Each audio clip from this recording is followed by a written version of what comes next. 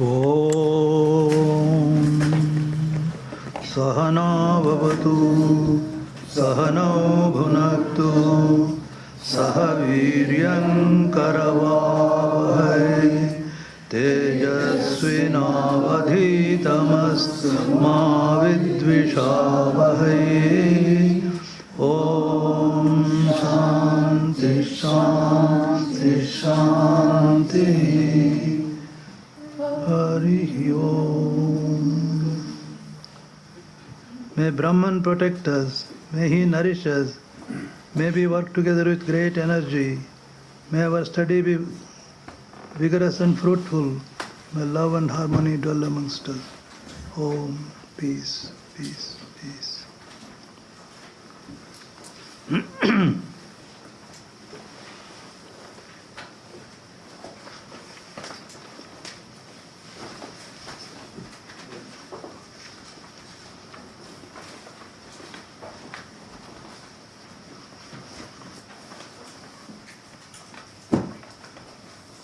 So we have been discussing 18th chapter. Yesterday we had some introduction.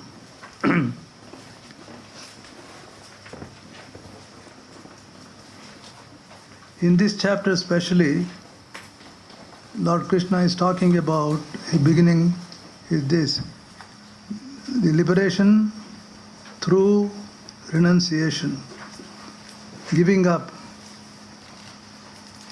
The problem is liberation means give up. So yesterday we discussed different interpretations of giving up. What do we mean by that? Not simply literal meaning if you take up and then, yes, you give up. Life cannot be just disposed of in such a simple way. In any area of life, it is not that simple. When you observe more into it, probe into it, we see all the complications. So one method is, don't worry about it. Don't worry about it. If you just start it, we'll get into complications. That is one view. The literal view is that give up. If you just start opening up, something will come up. Various imageries are there, What is Pandora's box? Out of that. And slangs are there, which Mr. Chadwick used to use all the time. It's a bucket of snakes. So don't try to tackle them, If you tackle them, you don't know what is in store. More and more complications will come. Just drop it. Yes, these expressions are made by wise people. That's what he says, Some philosophers, it is considered at the subtlest level, philosophical level, social level, not that the ordinary people like us interpreting this. Even wise people, philosophers, saints, they just say, give up, I say. And then interpretation has to come, give up the world. Sri Ramakrishna says, give up attachment to lust and greed and power. That is giving up. And Swamiji said yesterday, when we were reading, it is giving up the wrong ideas, perverted notions about things. See things clearly. See things clearly. With a clear mind, unprejudiced mind.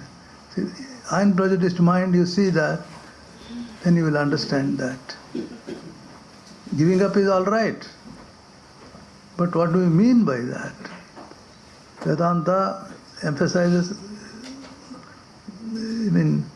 puts great emphasis on this inquiring into it, looking into it. Take a second look. Can it be like that? When problems come, I don't look at the problem. Close our eyes. Will it be like that? Is it a very sane way of doing things? No, there must be something more to it. So I have to take a second look at it. That is our vichara. Our discrimination is that. Take a second look at it, third look at it. Many times when you take a second look, most of the problems are gone. It's not that bad. I thought it was hopeless. It's not hopeless. There is some hope in that. So take another look at it. Oh no. It is. I can manage it. I can manage it. Still I can look at it. One more look. Not only not bad, there is some good in that. It is good. I get good exercise by doing all these things.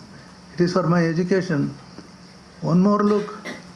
So like that you probe more and more. Yesterday, last night we read that, where do we end? Like that if you go on taking second, third, fourth, fifth look, constant discrimination, everything falls. All our problems fall. All our reality will fall. Then he said, I am it. It is me. Everywhere it is me. It is Brahman. It is reality. So this is Dana Yoga is that method. Emphasizing that take a second, third, again and again. So where should we start? Start from yourself. Start from yourself. Your own family, your own work. You don't have to go for the lab anywhere here, there for this experiment. Do that. So that is the Jnana Yoga method. That is how we use our mind. Using our mind. Let us not put any Jnana Yoga, Karma Yoga or Bhakti Yoga now. It is using our mind, inquiring into all these things. So this is the subject matter.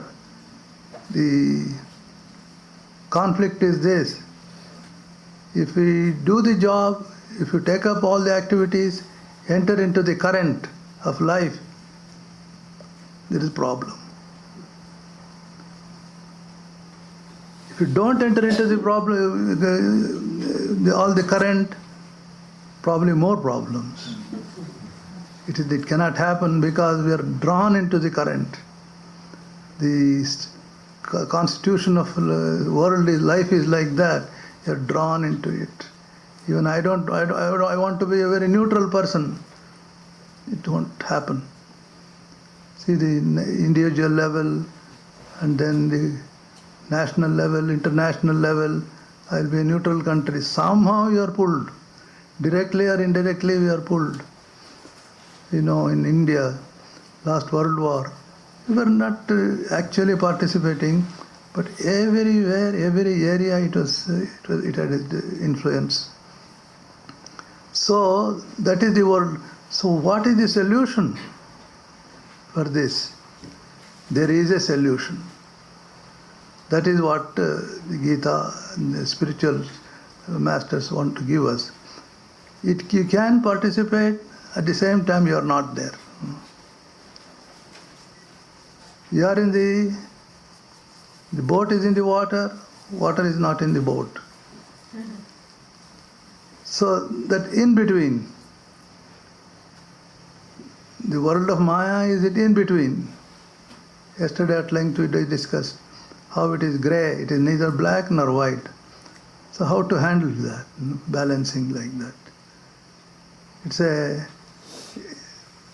like circus, walking on the, what is that, tightrope or... You have to manage that. That is the intelligence.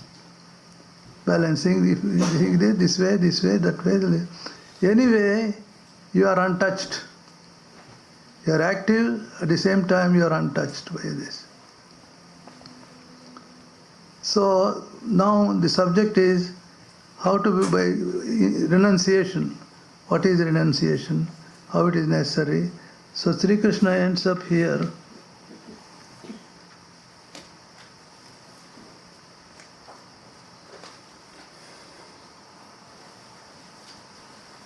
Acts of sacrifice, gift, and austerity must not be given up, but should be performed.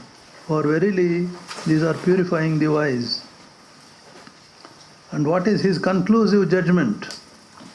Even these should be done without attachment and desire for fruit. Without attachment, it should be done. This all along we hear that. And even there, this renunciation, there are three types. Sri Krishna is fond of this triad, three gunas everywhere is in this.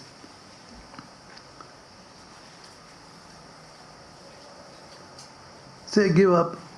One way of giving up is all these things you have to, it has to be done. Duties have to be done. As you are there in your sphere, there is something in every one of us has a sphere of activity. That in a subtle circle is there around us. Beyond that, no, it is not your business. That is a very difficult thing to find out. But through our discrimination, through our wisdom, you have to find out where is the boundary for me. How far it is my duty, and afterwards I'm going beyond. It's not my business. How much is your business? That requires lot of experience and insight. Buddhi, the power of discrimination, the faculty of distinguishing between right and wrong, where to put the limit. All of us have that. That is called Swadharma. My duty is this. Beyond that, not my duty. In a gross level, we are familiar with that. Go to a factory, go to a hospital, anywhere. Each one has a circle. Beyond that, if you ask, will you please do this for me? The patient asks, oh, he's coming. She'll do that. Very momentarily he'll be coming. This person will not touch it. Unless maybe life-threatening, some maybe there. Otherwise, generally they don't do that. Each one has a jurisdiction there. Each one has a circle. In Emerson's language, each one is given a small area of land to cultivate. That is your boundary. You should do only that. See this is our boundary. Someone came here, 5 feet or 10 feet within us, there is a big noise made, and then we ask him to get out of that. Because this is our boundary. International waters. Like that everywhere we have our own boundaries are there. It's our family. Up to that I can do anything, but beyond that it is not my duty. Beyond that, if I do, it may be my charity or broad-mindedness, generosity like that, but it's not my duty. Duty is up to this. He's talking about that renunciation, obligatory action.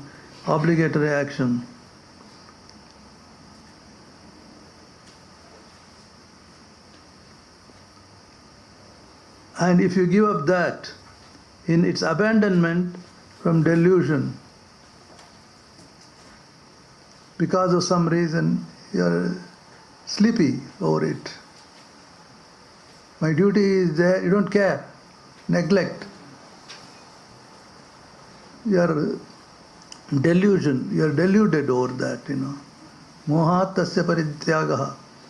Deluded, that is declared to be nature of tamas. It is ignorance, darkness, dullness.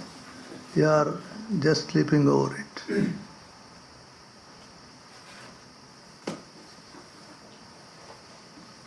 And then that is not good. Suppose in the very face of it, we can all say that's not the way. When you say give up means everything is given up. Your haphazard, dull, making mistakes at every step, and you know the results also, that accordingly results will come. Why should that result come? We have to say in our day-to-day activities, some unpleasant results come. We have to inquire into it. Why did it come? Why did it come? Where have I gone wrong? We question ourselves. Where have I gone? Many of the times it is this. I have neglected something which I should have done it. It was my business, my duty. I should have. That is why duty consciousness is considered to be a great virtue, conscientiousness in whatever we have, whatever may be our sphere. So don't neglect. You'll be in a problem. And then what kind of problem? Problem is there, you will not be able to easily recognize your problem. Half sleep when you come out, you don't know what is happening. That clarity is not there. That is tamas. So if you give up like that, it's a problem, so I give up. If you give up like this, tamasic results will come. And the renunciation of a man who abandons a duty from fear of physical suffering. Physically, it is my duty I have to do, but it is hard. One commentator gives an example. It is like how the person feels. It's an Indian example. In a winter, you have to take a cold water bath outside. How do you feel? So duty has come like that. This duty is very unpleasant. So no, I don't want to do that. Hey, it is yours. If it is cold or hot or whatever it is, you have to swallow that. So if you give up like that because it is hard, then Rajasic, it does not bring him the fruit of renunciation. You don't feel comfortable about it. Supposing you don't do it, you feel uncomfortable about it. Physical suffering, because it is painful, is the nature of Rajas. It is painful. That's why I run away from it. Like Arjuna was doing, such a hero, he wanted to run away from battle. That is there, he was neglecting his duty. Even if he had gone, he would have got somewhere else, he would have to fight the battle. It does not bring him the fruit of renunciation. So, really what is giving up, he is going on elaborating this. When a man performs an obligatory action,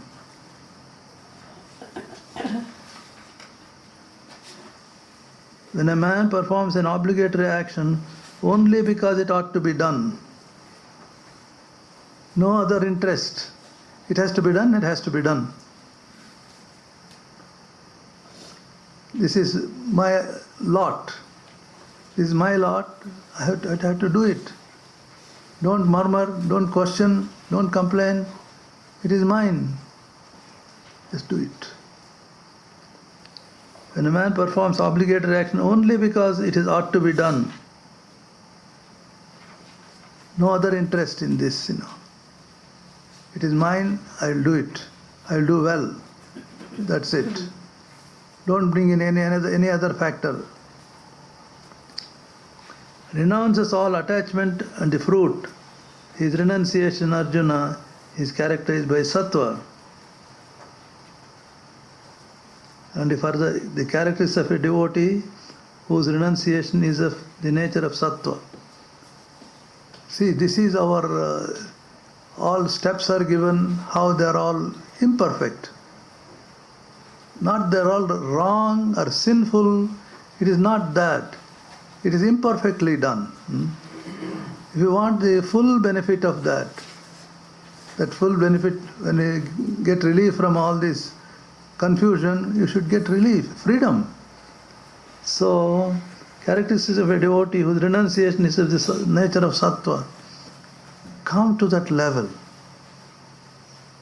Sattva is the goal, the penultimate goal of all spiritual seekers.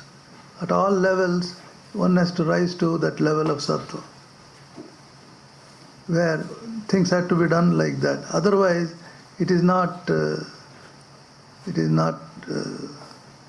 well done, let us put it that way. You run away from duties, or you sleep over what you have to do. Such things are there, not acceptable. It is not complete if you do like that. But our consideration starts from, in spiritual life, by being sattvic. Until then, call it rehearsal or practice, or practicing yogis. Struggle, and I have not yet come to the level of, not even yogis, coming to the level of practicing, to come to that class of yogis, we are trying to enter. Otherwise, so when we have started enter, then real spiritual practice starts. That is the standard kept for us. Until then, go ahead, you'll do it again. This they say in writing papers or this PhD thesis, all that. You have done all right. You have entered PhD paper, then go and review it again, write it again. That goes on like that. Then you have entered into the class for PhD. Until then, you are preparing for that. Preparing to go to college, is it? University prep or something like that. So all that we are doing. So sattva, everything starts from sattva like that. The wise man, the characteristic of a devotee whose renunciation is of the nature of sattva, that only is called real renunciation, the sattvic level. Sometimes, renunciation means people ask, like, one becomes lazy if you don't do this, and that is not considered at all into spiritual life. Spiritual life means sattvic life. Then, lot more is to be done. Lot more is to be done. That tamas and rajas, we drop. So in spiritual life, it is negligence, laziness, all that really not acceptable. The wise man of renunciation, who is endowed with sattva, whose doubts are dispelled, never hates a duty which is disagreeable, nor feels attachment to duty that is agreeable. This is a very good formula for spiritual seekers, If nadveshtet akushalam karma kushalena anushajyate. Duty is disagreeable, he doesn't hate. I don't like this. Or when it is agreeable, I don't want to give it up. Holding on. Both are not sattva quality. The rajas or tamas. That's in how do you measure, or are we growing or doing it properly? It is this nadveshya kushalam karma. In the course of any action, anywhere, there will be some disagreeable things. Don't run away from that. Anywhere. Or somewhere, it is very sweet. Don't get stuck. Don't get stuck there. That freedom, neither this nor that, move like that, move towards like that, more and more. That is sattva giving up. So he is elaborating all the wise man of renunciation, endowed with sattva, whose doubts are dispelled. If you go like that, doubts also will become less and less. Never hates a duty. It's a duty that is disagreeable, and nor feels attachment to a duty that is agreeable. Sri Krishna makes a point of dislikes and dislikes now and then. Usually I do things, I live like this because I like it. That's a wrong approach, This is right, I'll do it. This is true, I will do it. It's helpful, I will do it. That's all right. But simply because I like it, I do it. Then immediately we can conclude, if I don't like it, I don't do it. Or create a big tension. Then we feel, oh, what a life it is. I'm forced to do it very well. Complaining, fretting and fuming, all will come. We are at liberty to do such way, live like that. Who is going to command us? I like, I do it. I don't like, I don't do it. Supposing if we follow that formula, no one is going to object to that.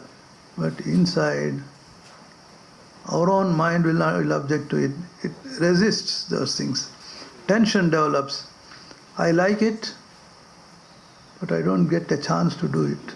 Already tension develops there. I don't like it, I have to do it. Tension develops like that. So don't enter into this duality of this likes and dislikes. Sri Krishna warns in the 3rd chapter, they are like highwaymen. Be careful about it. Because it's my duty, I'll do it. Or it is right, I will do it. For the sake of love, I do it. Not because of all this liking and disliking. Not that I like it. So that needs a lot of reflection, Ordinarily we go by that, It is agreeable, immediately run into it. Disagreeable, get away from that. But the world is very cunning, life is very cunning. Sometimes it presents the opposite like that, You should do it whether like or dislike. That means in all these things, there is the other factor to be considered. If we consider all these in the realm of like and dislike, agreeable duty, disagreeable duty like that, all these problems come, conflicts come. We should rise to another level of consciousness. That is the solution for all these problems. Sometimes good, some we are doing well, sometimes not doing well. Rise to another level of consciousness and do these things. You'll see it in a different way. Not this world of opposites. World of opposites like that. You should come to a level where the world of opposites doesn't exist. That level all of us have. That is, call it that dimension, you may call it spiritual dimension. That is, in the sattva comes, we are very near that border, the spiritual dimension. So you have to jump from that. That is where another level comes, where all this meditation, dedication, devotion, and knowledge, all these things come. We are raised to our spiritual dimension. The gist of all this is rise to the spiritual dimension and attack these questions. Good, bad, duty, not duty, like, dislike, all that. You attack from there. It is to take us to that level, or call it God if you like, or spiritual dimension, or Atman level. All these words are all right. Rise to that. Or feel the presence of God. Feel the presence of God and do that. When you are in this dilemma, feel the presence of God and do it.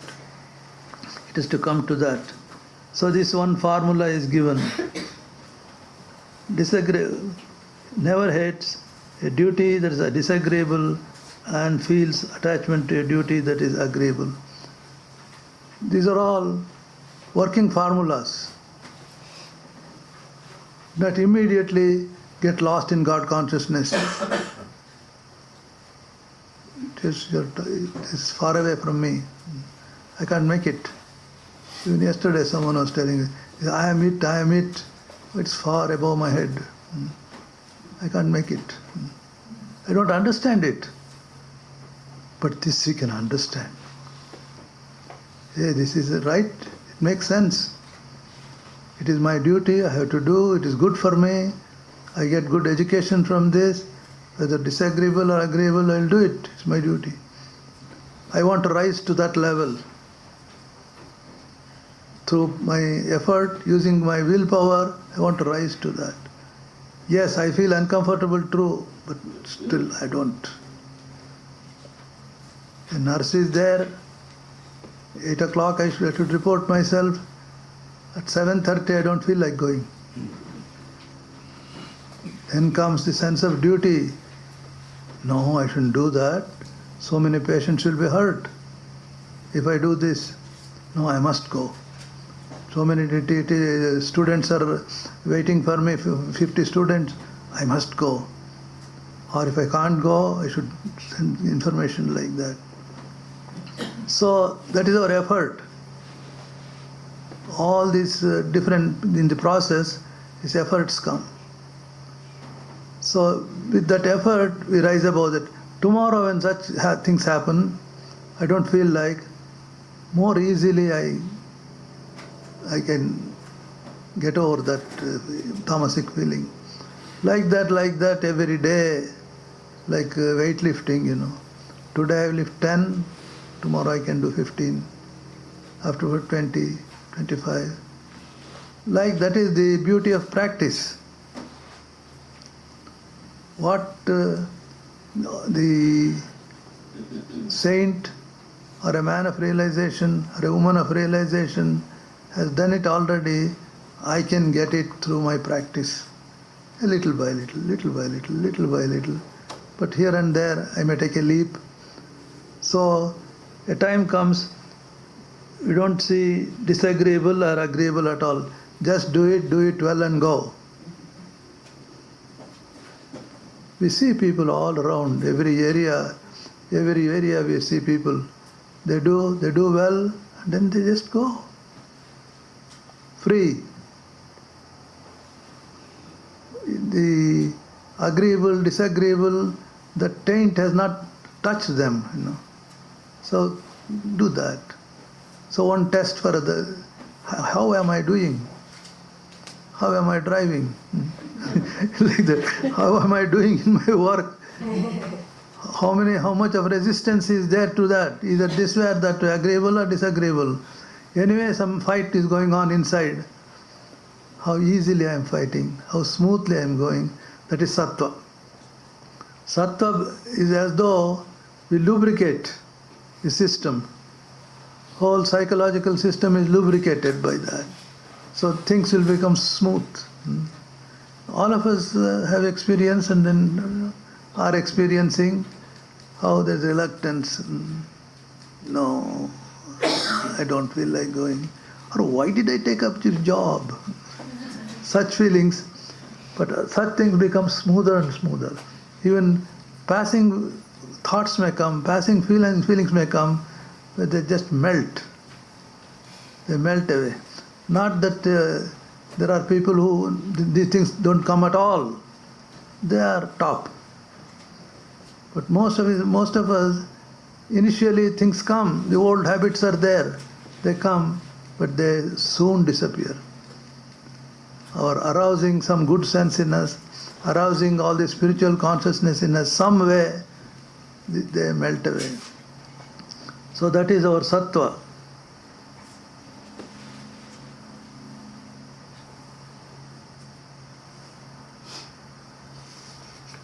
Disagreeable.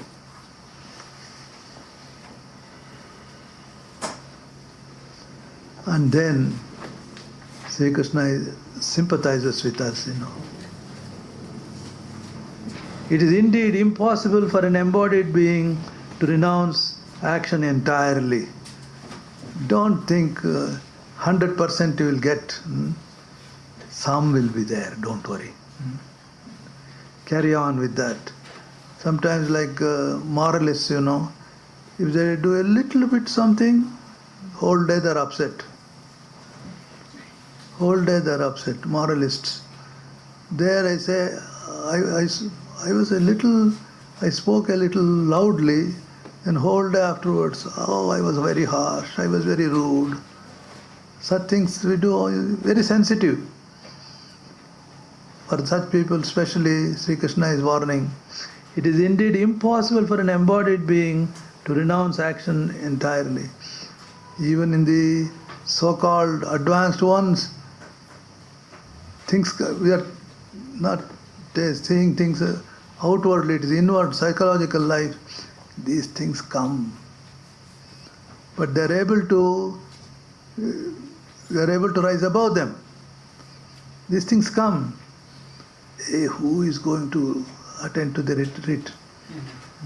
Year after year, year after year. Very soon it will, no, it is Lord's work, we should go. So the trace of cloud will be there. It is like some trees are there, roots are not firm. So when storm comes, they are toppled like that, they fall down. But there are other trees, like our trees here. You see the very, very old picture. Those trees are there still, as though they have not grown. They are firm. But they also, when the storm comes, they wobble a little and all that, they shake. But very soon they pick up. Very soon they pick up. And then next moment you see they are as steady, as straight as ever. I've seen some 40 years, some of the trees. They are like that, just straight. Unbending. Entirely. But he who renounces the fruit of action is regarded as one who has renounced. He is not after this fruit. He has renounced. But along with that we should remember, then why is he doing this? There is a big thing in this. If we do with that attitude, slowly it will lead to the highest fruit. All this discussion, all this struggle, everything is meant for that highest fruit, self-realization, God realization. Less than that, these people are intelligent, is not worth it. There are temporary values they have. Say, I'm hungry, I eat a little, it satisfies hunger. That's like that it is there. Don't get stuck there. That the immediate results are there. You give up those results, Temporarily I accept, but it is not enough for me. It is not my goal. Goal is that self-realization is the goal. But these are intelligent people. He who renounces the fruit of action is regarded as one who has renounced. If immediate fruits, all right, just all right, let go. This half an hour, it appeases my hunger, it's all right. But that's not enough for me, for my life. That self-realization is the goal. That is the goal, that fruit I want, but these are all right. Come and go. Give only temporary value to that. Our problem is we give permanent value for the temporary things. He who renounces the fruit of action is regarded as one who has renounced. Embodied being. It is indeed impossible for an embodied being to renounce action entirely. See, relatively speaking, the very first problem started when we were born. Problem started when we were born. When we became an embodied being. When we take up a body, all these things come. Body, nature has to be, body dharma, all these, we enter into all these activities. That is the nature of the body. It grows, and it becomes an adult. Then afterwards, growth, decay, and death. All these, in spite of ourselves, these things happen. Someone asked one of our Swamis, why are you growing the beard like that? I don't grow, it grows. So it is this. I don't mean to become old, but I become old in spite of myself, because that the body dharma, and it is going to die. So embodied being means all this we have entered into the battlefield. When you are born, we have entered. Afterwards, you can't complain at all for anything that happens. You are in the battlefield. Don't complain. Then why did you come here? Why did you come here? I don't want to fight. But your nature will make you fight. Krishna has told you, your nature will make you fight. You can't simply keep quiet. Your body dictates, mind dictates. Here embodied means all this. Physical body, mental body, all this are included. So it applies to that.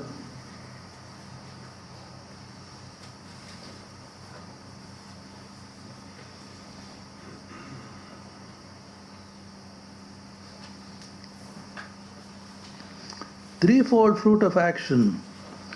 What purpose is served by the renunciation of all action? Question is raised.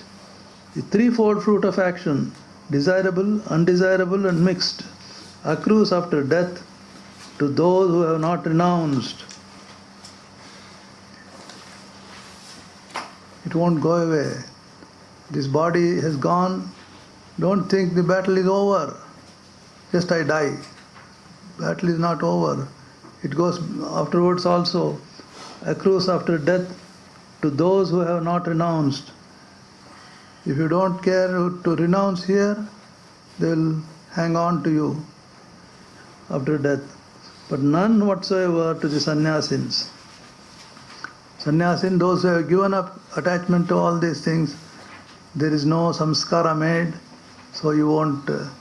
Sannyasin means it is those who have renounced. Not the formal sannyasins, and some people interpret that way. But really, it is those who have given up, abandoned attachment to that.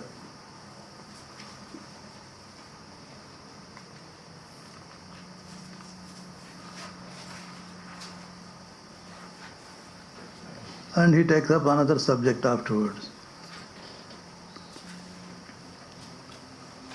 Learn from me, O mighty Arjuna, the 5 causes that bring about the accomplishment of a work. He goes on analyzing all this. 5 causes that bring about the accomplishment of a work, as declared in the philosophy of knowledge, which puts an end to all action. One is the body. For any action, body is necessary. What place is this? Adhishtanam.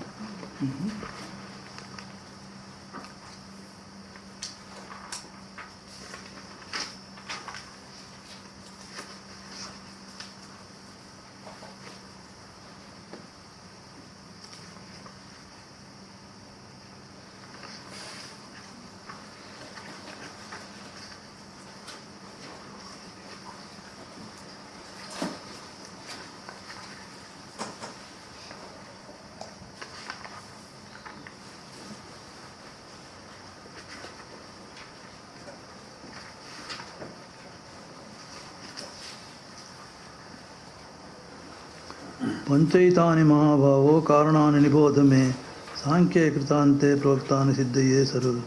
Adhishtanam, which is seat of action. Everything done in this seat.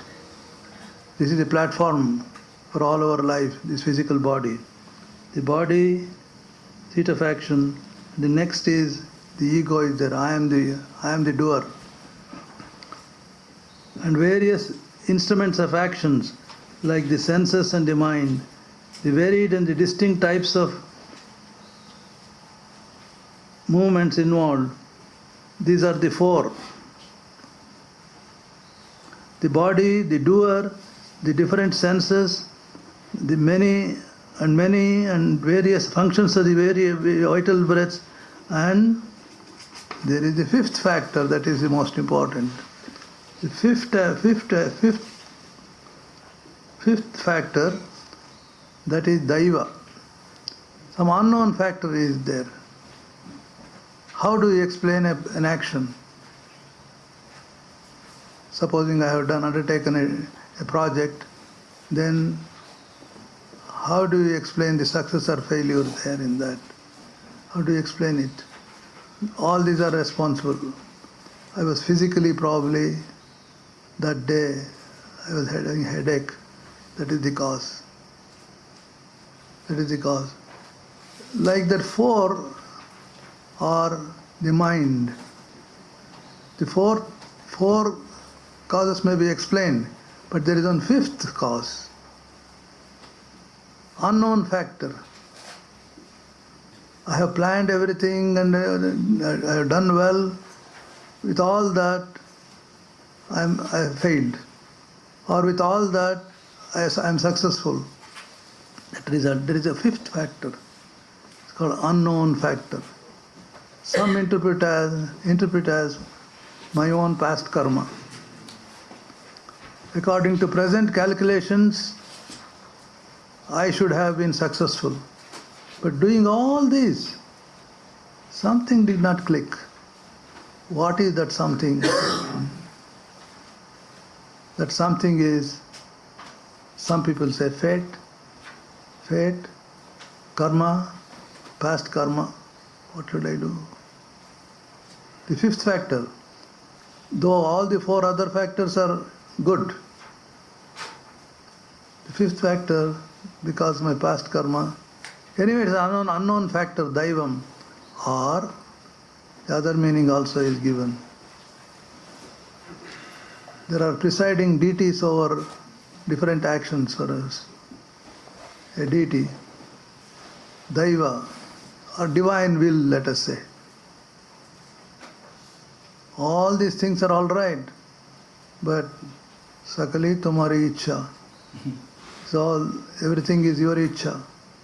The Divine Mother's will, it happened like that. She is unreasonable. She is unreasonable, willful. You have done everything. For all human considerations, you should fail, but you will get a first class. Divine Mother makes it possible, impossible, impossible, possible. Such things we see in our life, in everywhere. That is, fifth factor is operating. So, if in the fifth factor, it is divine will or karma, anyway, it is unknown to me. Unknown. Some people say Daivam is unseen. Some invisible factor has upset the whole thing, or invisible factor has turned it the other way. I should have gone by this time, still I am living because of the fifth factor. How many instances we hear in the war field? They go in the front line in the very beginning of battle and always fighting in the front line. They come back alive. Some others go once, the first time they go out and then they are shot, gone. Why should it happen like that? Huh? So Daiva, the fifth unknown factor is there. Those who don't believe in God and all that, let them say unknown factor. Or for spiritual seekers, the whole thing is run by the Divine Mother, the Divine Power is part of the big game. Part of the big game. So this is also part of it. Devotees of God take that view. Why credit to some unknown something or give credit to Mother? The Mother Power who is doing everything is also, she is responsible for my success or failure. And then if you want to blame anyone, blame Mother. If you want to give credit to anyone, give credit to Mother. So that is the fifth factor. And then No.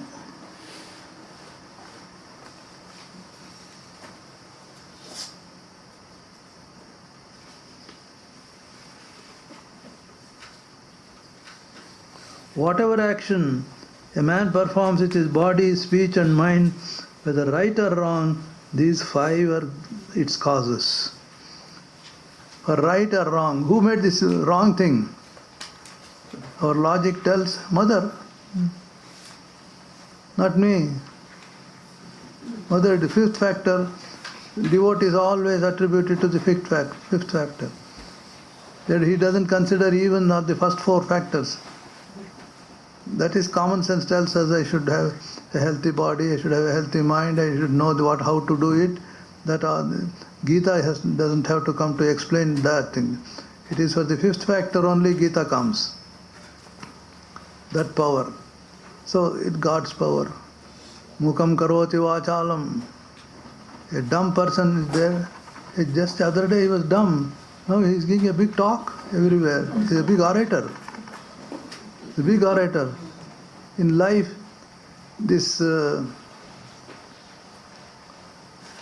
a devotee's life, first we think the self. Often we discuss the self-effort, divine grace, all that. It is all I did it. I can explain things why these things happened.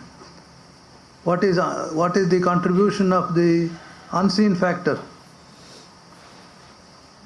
Just maybe 5%. That is in the beginning. Almost everything I can do whatever I want to do. That is our beginning of spiritual life. And later on as we grow up, if we say, what is my contribution and what is mother's contribution? My contribution and compared to that becomes less and less, less and less, less and less. Finally, the fifth factor, that's all that is. The others are almost negligible.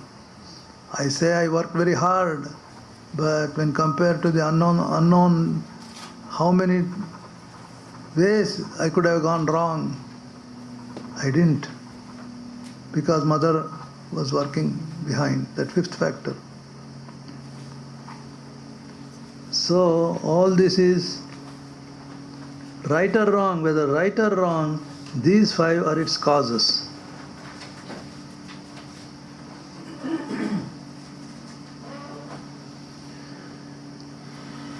That being so, that is how that adhishtanam, shariram, nyayam va viparitam va panchayate vadetava. Tatraivam sati, that being so, the man of perverted mind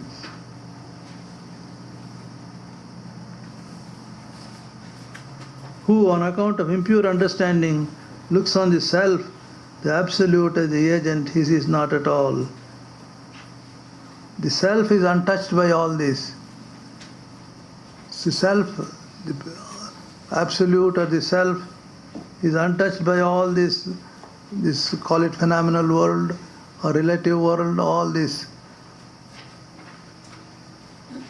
The Atman is untouched. But who does all these things?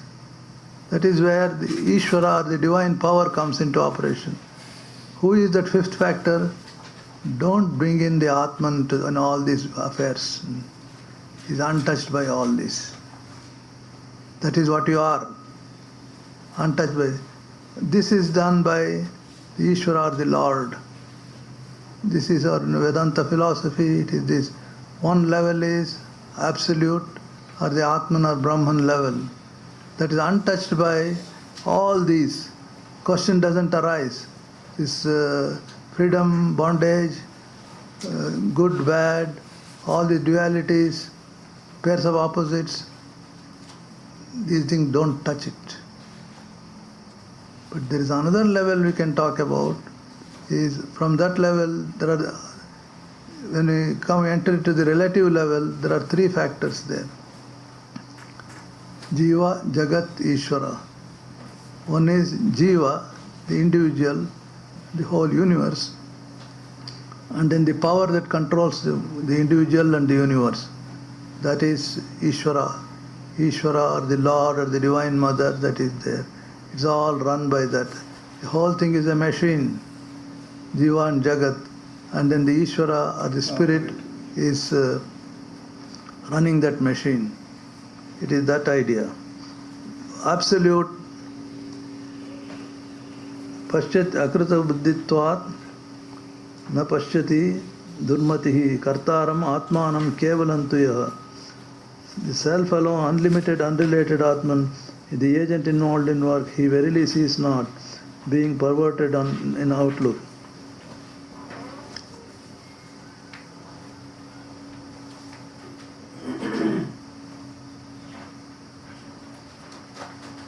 So, and then yasya nahankrito bhavo buddhir yasya na lipyate hatvapi saiman lokan nahanti na nibadhyate. He who is established in the feeling I am not the agent and whose mind is consequently unsullied by attachments, he kills not really nor is he bound, even though he annihilates all the being, all these things. It's a good controversial point. We can have a nice discussion on that. We'll stop here.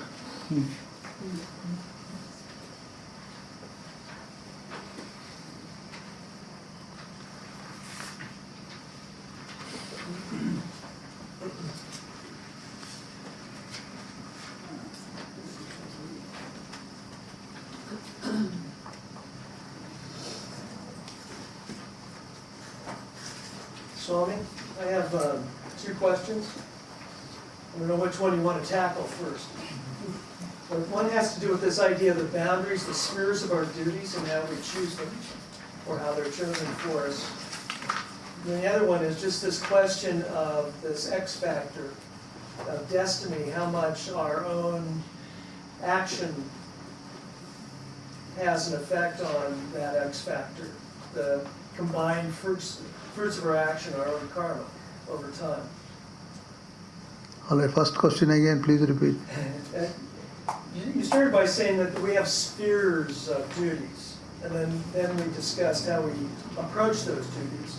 I think it's very interesting to think about defining those spheres. What's our jurisdiction? Where are we responsible? Because you can avoid the whole problem by just not taking on a duty. By? You can avoid the problem by not taking on a duty. And I know legally from a lawyer's You are born into it. It's already, mistake has been done long back. That's what it is. When you are born, that means it comes with you. Well, I know, but there are some duties we don't have to take.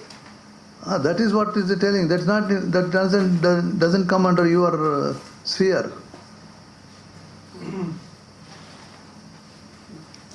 But the idea of duty is very tricky, which falls into my circle, which doesn't fall.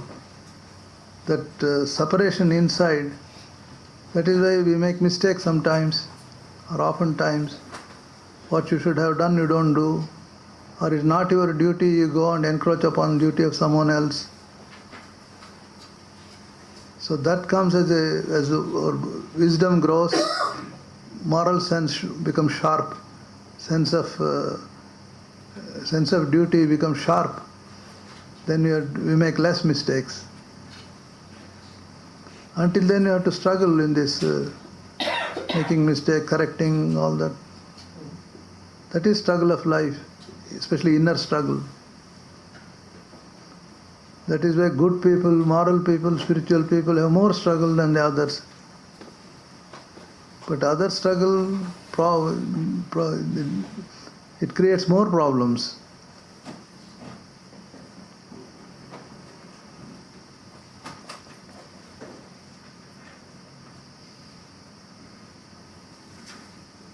What is the other question? Next one. No, well, I think that the tougher question is this idea of the divine, the fifth factor. Yes. How much of that fifth factor is governed by my own previous action and the fruits of that action? Samskaras, my karma. It is put in this way. This fifth factor takes into account all your karma. accordingly it works. It cooperates with you. But it has the power to rise above that. What is a veto? It has the power to veto all your karma. That is why we go to God. Please excuse me. Please excuse me. Save me. If we go to Jesus, He will save us. Save us in different ways. He will take you out of the problem. You are caught in a network. You go there and pray or do something, some practice, the problem is gone. That we call grace. But when you come to the spiritual absolute level, there is no point in grace or this or that. It is beyond all the considerations. But the relative level, Divine Mother or Ishvara, she has the power to, Shankaracharya says, He will mete out justice according to your karma. But He can veto also, He can veto all these things. That power is there. That is why devotees run to God or Divine Mother for pardon. Pardon me. A little trace of that, in countries, is our president here. Whatever the judge says, most of the time he will follow that. When he has passed that sentence, he says yes. But he has the power, ideally speaking, to just say no. Pardon, he can pardon that. One thing, was going on, I think it was Nixon's. So much was going on in the court. But the next president came, he just pardoned him. So everything stopped. So he can do that. But he should be above all party considerations and then partialities and personal dislikes and all that. Now this is the time I will punish him. Not that attitude. A very, very neutral, and put another factor, compassion. Out of compassionate grounds. It happens in spiritual life. And we spiritual seekers run after that. According to my own karma and all that, I don't deserve anything, I accept it.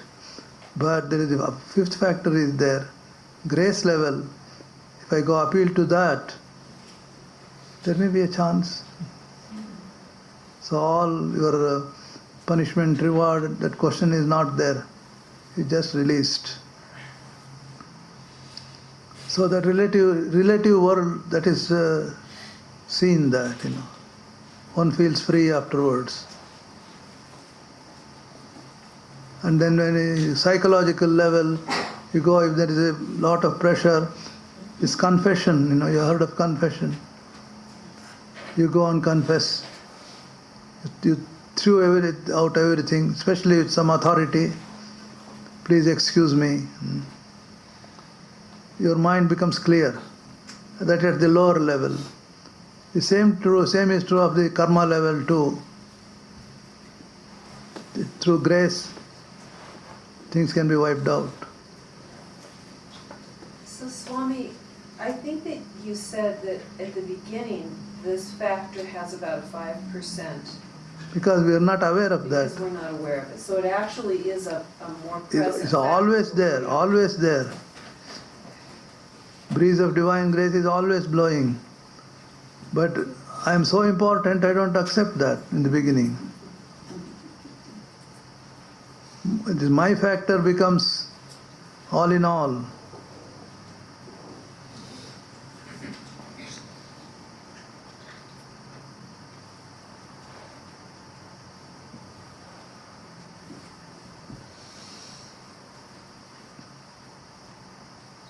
So Swamiji, so you are saying the divine grace blows. The intensity of the divine grace is irrespective of the Purva Janma karma power? Of course, it is beyond all this. It is independent of all this. If it is governed by your action, then what is the speciality of that? You can change it. But you can change your karma. That is why good karma is recommended, to counteract the other one. But in the process you make new karma. So we are in this network, web of karma.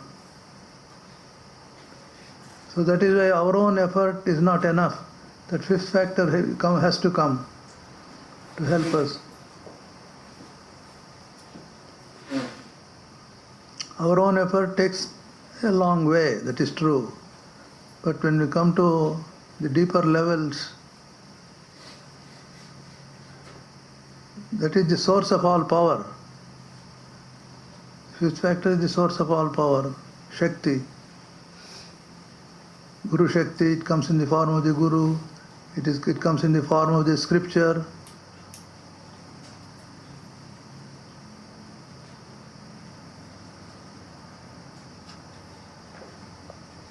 And that capacity to pardon is there in the fifth power. It can overrule all this.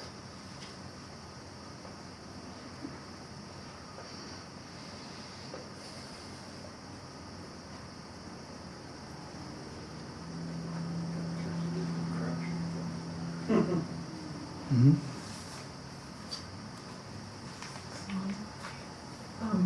Why would Divine Mother want to give us grace if we didn't earn it? We didn't have, if our karma wasn't. Why in the fifth factor could she just, give something to someone if they didn't earn to have the good karma all the way? You're saying she has the power, even if they didn't have the best of karma, to, I did not get it. does that I think make I'm hearing sense? the question is, how can we expect divine grace to obtain if we're not working for it by generating good karma? Otherwise, it's a crapshoot. We can go ahead and misbehave and seek absolution to make ourselves feel better, hoping for grace to intercede someday. I'm not saying that we shouldn't try hard. I'm saying we should work on our karma, but why, if you have two people, one who is, both have worked hard and have good karma, they've done everything they should do, and one gets the grace of Divine Mother and the other doesn't, why would Divine Mother give that grace to one and not the other? You can't ask the question. I can't ask the question to the Divine Mother. I mentioned it, she is self-willed. She does willfully whatever she wants. That's how it appears. See how she is ruling this whole universe. Is there any law there? Is there any order there?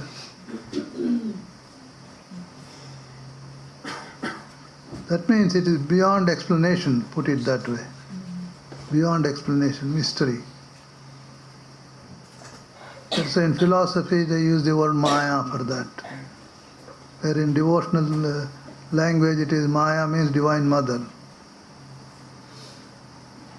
Great power. Beyond your reason, more than that. Reason goes up to a certain extent. Afterwards, you're lost.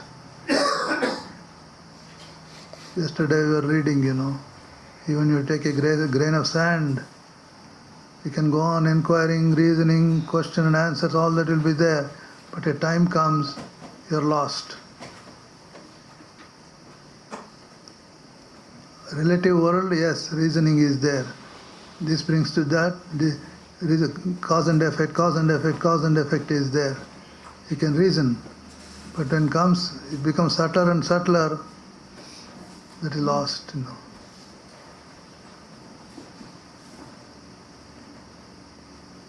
Even modern science also, scientists tell that, Now the world is a mystery.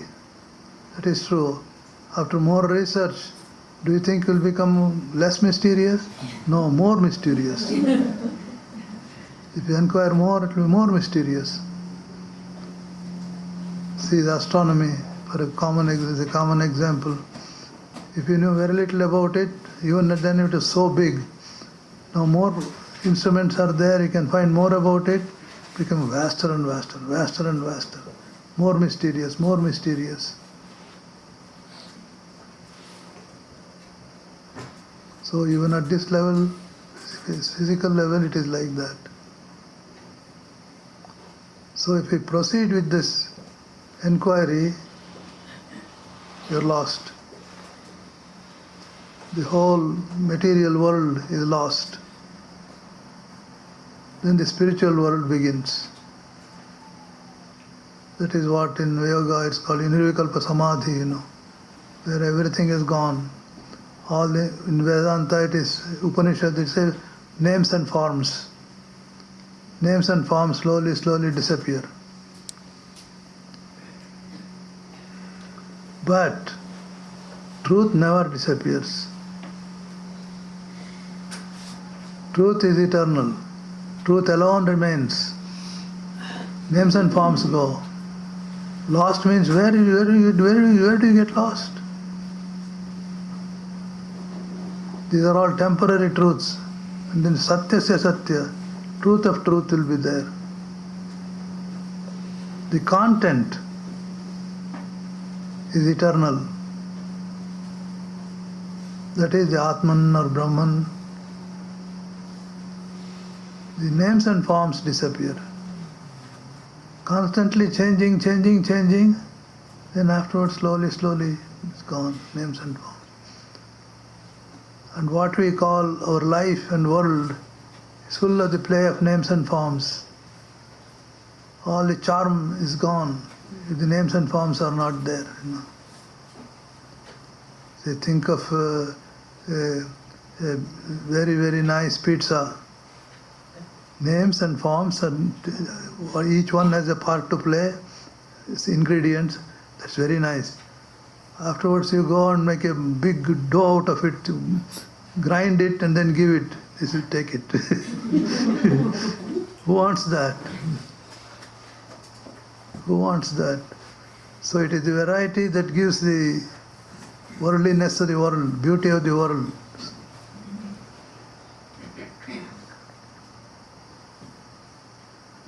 So that has gone. You are going to the infinite beauty. All the names and forms have gone. You have gone to the content. The usual examples given in the scripture is names and forms are the different ornaments. The content is gold. Or in bhakti language, you don't taste sugar, you become sugar. It appears as though it is dull. In the ordinary way of thinking, if I am not tasting sugar, if I become sugar, what it is all dull, no taste. Bringing it down to our life, it is tofu. Not with preparation. But tofu contains all the nourishment. So our ordinary life is full of names and forms. We don't want, but the names and forms are so charming. We don't care for the content. That is why food value, calories, this and that, who cares? The taste, the color, how it looks. That how it looks also is equally important. And how it is served, with attitude you eat. All these are the varieties, names and forms. That gives the enjoyment, and the other side too, disappointment, pain.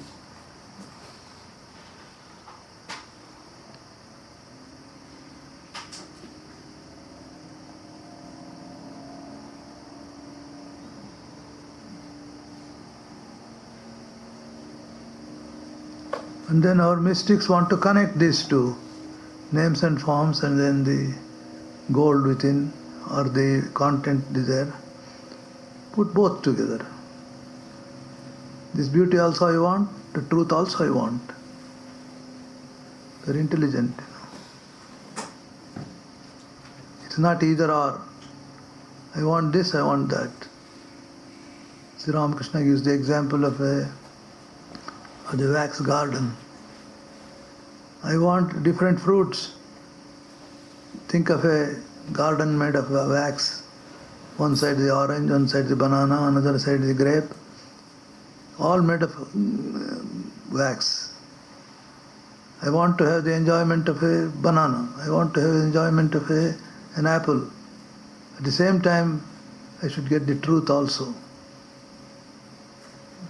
Truth is wax. Truth is Brahman. Like that, the story expands.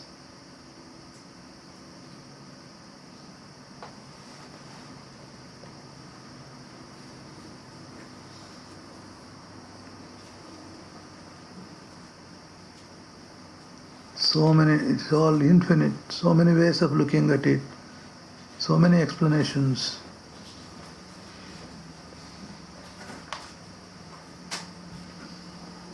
It is Ramakrishna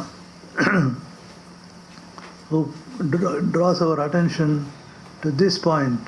So many varieties are there, so many philosophies are there, yogas are there, different ways of thinking. But you know, for a genuine spiritual seeker, they're all leading to one goal. So many ornament, names and forms. Your spiritual practices also have names and forms. But ultimately there is one. Beyond all this. All spiritual seekers are moving towards that.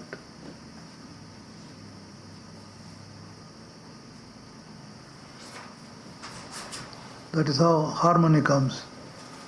No clash. I may be different from you, but not antagonistic to you. I want this car, you want the other car. There's nothing like I should hit your car, you should hit my car.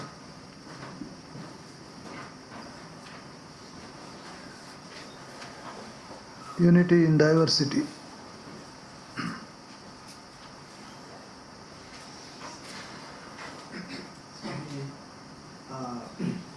When Thakur touched Swamiji and he got the the realization that everything was Brahman, so was that an act of grace?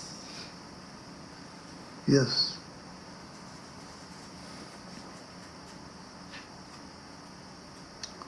The spiritual experience is always grace. Whoever it is, wherever it is. In all traditions, no tradition will say, through effort I'll get it. No.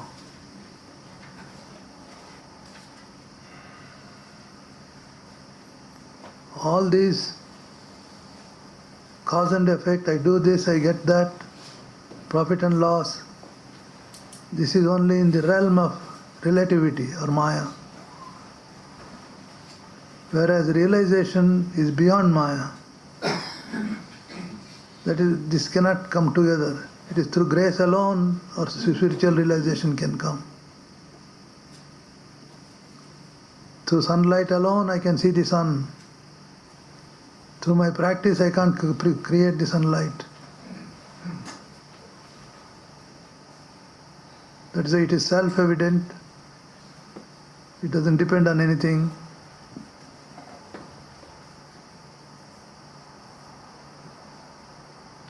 So the light can come from light only.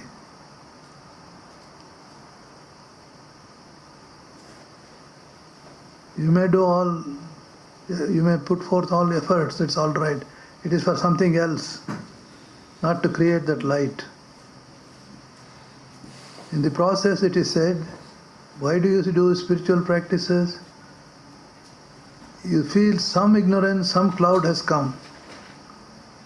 For something, some reason, a cloud has come. That is Maya. To get rid of that, you may struggle. But this struggle doesn't make the sunlight. Sunlight is ever shining all the time. You had this problem of cloud, impurity like that. You're not seeing the cloud, you're seeing the sun. No sun, always shining. His grace is always there. But we want to connect the causal relationship. Because I removed the cloud, I saw the... that is again you are in the realm of Maya. Cause and effect, you are bringing that. In the same sense, we want to say, because I did this, I made God come. No, your logic doesn't go there. He is in his own right, he was shining. It is your business. You had closed your eyes, you opened it. What is this? What has sun got to do with that? So the idea is, this causal relationship is not there in that.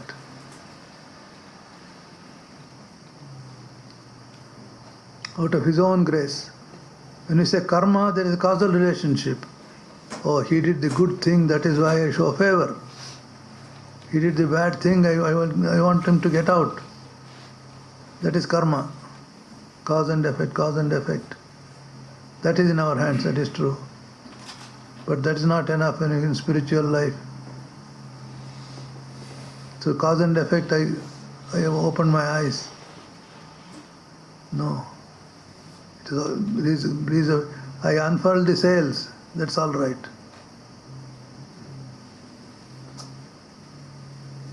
So it's a very, again, ticklish question and unanswerable question.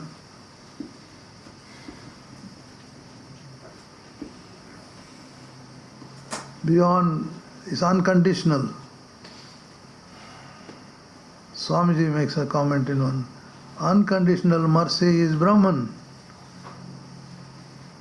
There is no causal relationship in there. How to put that in our ordinary language, in the human language, is very, very difficult. We try to put two together, which cannot be put.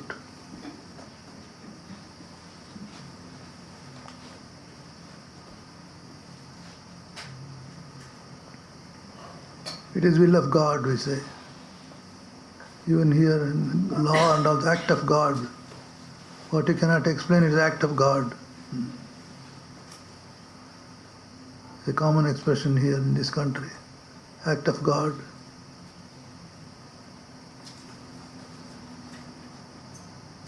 Say some problem comes and we say, who is responsible? Then they say, no, we can't make him that responsible. Then who did, what happened? It's an act of God. In official circles, it is talked in that language. Act of God. That means I don't know. Say that. So, but we are accustomed to attribute this to someone. Who is the target? God. God did it. Tsunami, who did, why did it happen? Act of God. Divine Mother's will, it happened. Because I can't blame anyone. Afterwards you can blame, that answering system did not work, or someone has made a mistake there in their system like that. It's afterwards. But who created tsunami?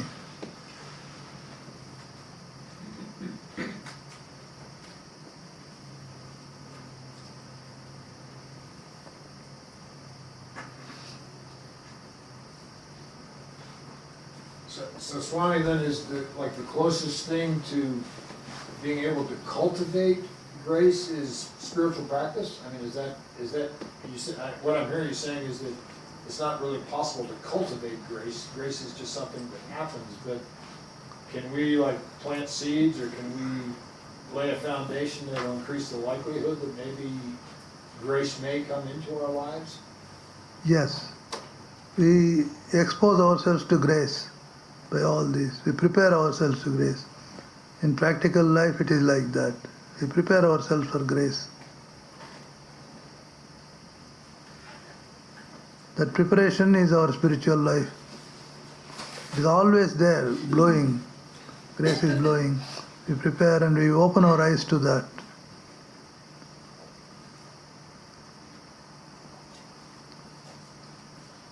But there are cases our eyes are made to open by grace.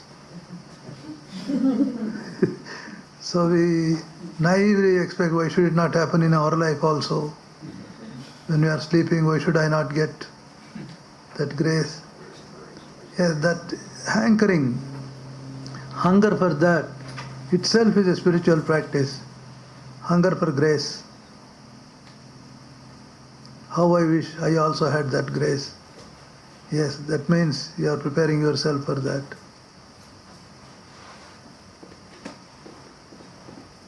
Shamji, can we put that, Thakur's example, that unfurl your sail? Yes, unfurl yourself. So, but then we have to wait for the wind to take us. Yes, you can only unfurl. That's You it. can't create the grace. Swami, to give us ultimate hope, they do say that eventually everyone will get that grace. Is that correct? Every- Eventually, everyone will reach self-realization at some time. Is there something to give us hope for that? Oh, certainly, because basically we are that. And in another sense, ultimate sense, if you see, in the ideal sense, we don't need any of these things. We are that already. It is an explanation to what we have to do. How do you explain all this effort and all that? All these practical philosophies are there. That is why it can come anytime, anywhere. This Advaita philosophy's explanation is that. Because of ignorance, you thought you had to do something. So what is knowledge? You do that something. Then you will know what you are, that's all. That's how Advaita Vedanta puts it, Our bhakti language is this: God can do anything for you. He is all powerful, omnipotent. Just want it, that's all. Then we say, why should not grace make us want? Where is the end?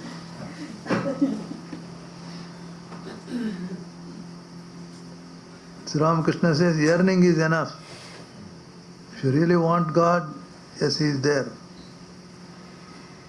If you don't want, what to do? God tries in so many ways, sends His messengers. Go and tell them they should get up. That is our incarnations.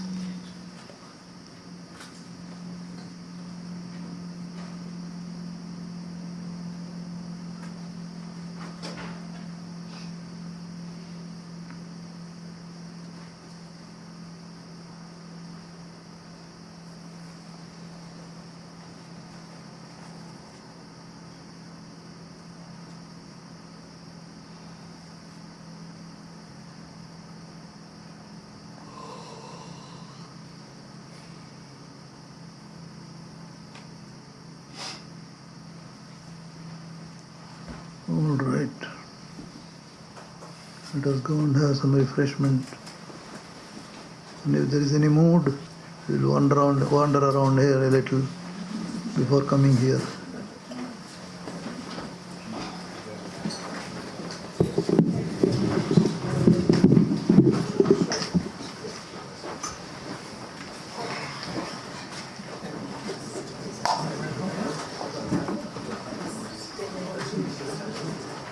I'm sorry? Is that an iPod? Yeah, this is an iPod.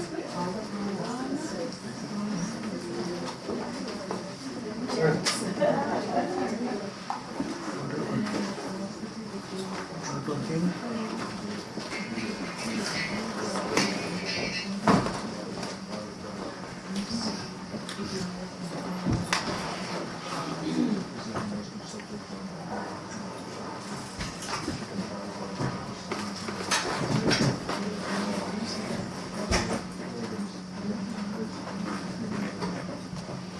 Little bit of